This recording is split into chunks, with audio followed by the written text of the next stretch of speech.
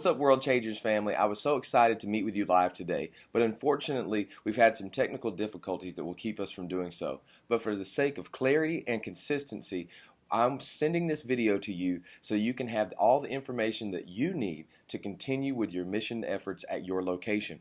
Now, with that being said, you can watch this at your leisure, but you do need to have it completed by next Saturday, as we will be giving you directions on what you will be doing in the months to come to keep on track with our missions. With that being said, you need to share this with your leads, your volunteer leads, and those that are possibly over your outreach for your teen ministry, so that they understand what we are going to be doing and covering in the next few months. As you've all heard, Dr. Dollar is said passionately from the pulpit that he wants radical, on-fire people to invade the streets, and wherever there is a need, there'll be a World Changers there. We also have a lot of initiatives coming out of World Changers International, and I'm looking forward to seeing what we are going to do as a family to see change in this world. What's up, World Changers? I'm so excited to spend 15 minutes with you today to share with you some initiatives about how we are going to invade your city. Now, listen, I first got to say thank you to Minister Anthony. He's been doing a great job out of College Park with his efforts with soul winning with the campaign, and even joining with some of you, inviting you out to invade his area to show you how to do what it is that we are called each and every day, which is evangelism and outreach. Now, with that being said, I'm sure that you have all heard Dr. Dollar has said from the pulpit that he wants radical, excited people going out into the street, and wherever there is a need, there'll be a world changer. And we want to partner with that vision. By doing so, we want you to join the campaign, to start training you weekly, bi-weekly, and sometimes monthly on how to go out and soul win. We have a lot of people putting some packets together right now in World Changers Church International and inside of teen ministry so that we can be effective in your area. Whether you be a city, a urban, or a countryside, we're going to tell you how you can go out and be effective and make impact and do what Jesus has called us to do, which is to be evangelists and to outreach your city. Are you ready? Well, cool. First, let's talk about the campaign. What is it? As I said before, it's soul winning. And soul winning is more than just knocking on doors. Soul winning is more than just praying with people, but it's interaction and contact that says we care. As you've heard from Pastor Ken multiple times, that until we show people that we care, they don't really care what we have to say. So we have to first pursue that culture of care.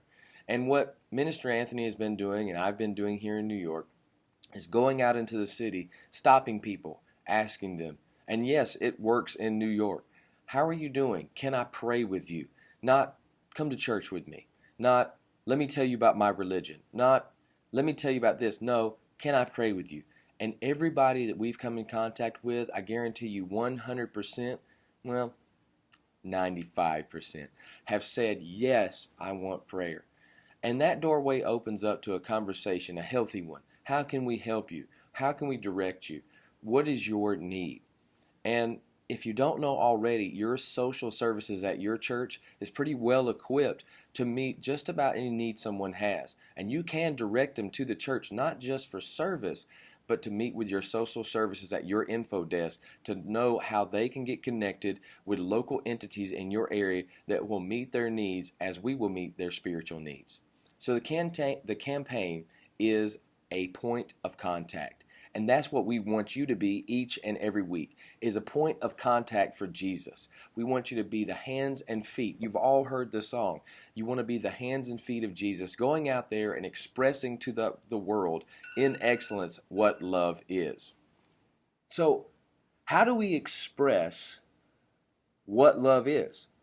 The best way to do it is to get out there and to know what your responsibilities are.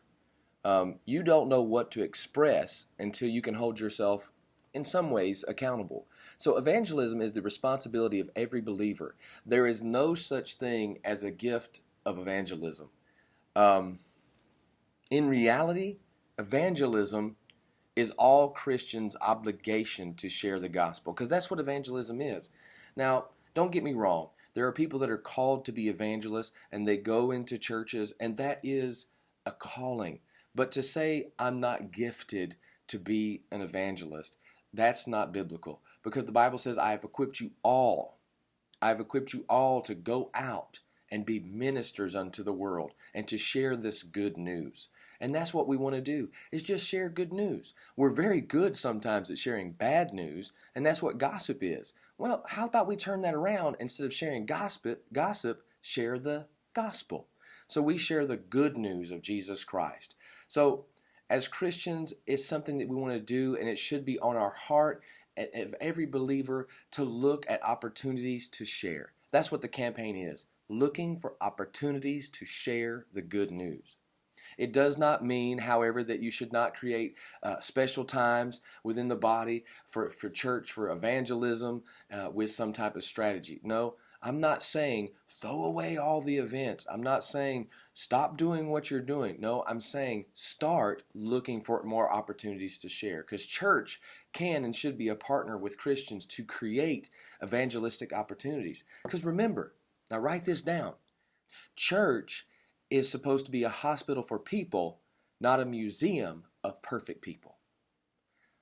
We're not to just come and sit and say, look at me, how perfect I am. No, we're to go out and bring people in to the help that they need, whether it be through social services, through a word, or through prayer.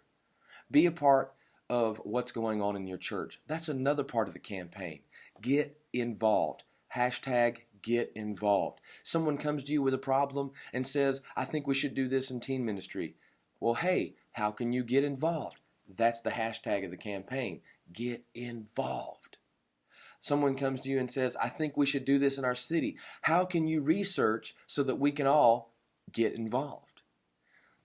You have a great team of people around you, and you need to take that team and share these opportunities to get the gospel out in as many creative ways as you can. Now remember, every time you have an idea, you got to write it down, submit it to your facilitator and to me so that we can get it approved, unless I've otherwise spoke to you and you know your direction. But for some of you, you're just starting out, and we're going to be training. Now, let me slow down. Why do we do this? We believe that people need times of help and to re-engage in the community and be more open to them, and not only meet their needs where they are, but to invite them to get to know us better. The campaign goes out and starts to build a relationship with your community. People will start to expect to see you. Now, if you do it wrong, they're going to start treating you like people they've seen in the past. Oh, there come those people again. They're going to knock on my door. They're going to tell me, how can I pray for you? They're going to run down this list of bop, bop, bop, bop, bop. And yeah, I'm going to have to put at them for 5 minutes. Let's just turn off the lights and let's not let them know that we're here. Everybody be quiet. But if you're doing it right, you're building a relationship, and people are looking forward to seeing you and talking to you. Let me tell you a story.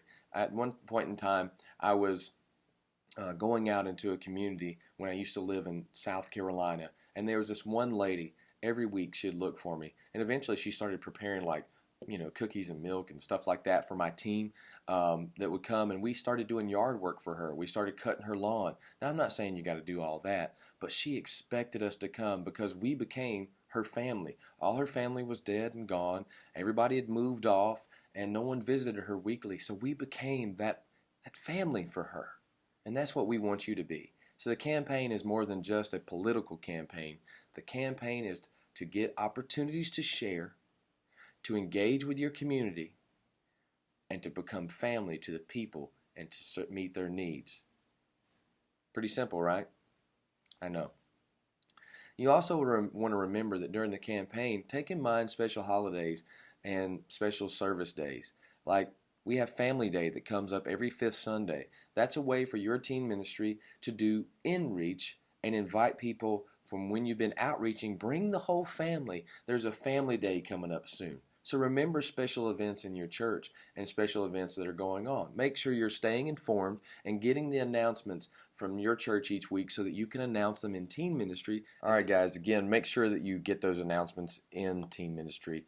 I think this is enough information for today. Promised you about 10 to 15 minutes. Be looking for more videos, and please watch them. Follow through, follow up. We'll be sending lots of information for you soon. Again, I apologize for the technical difficulties that we had today, but just for consistency and clarity, which remember, clarity is the pathway or gateway to excellence. We want to make sure that we stay on track. Thank you so much for spending time with me today. God bless you.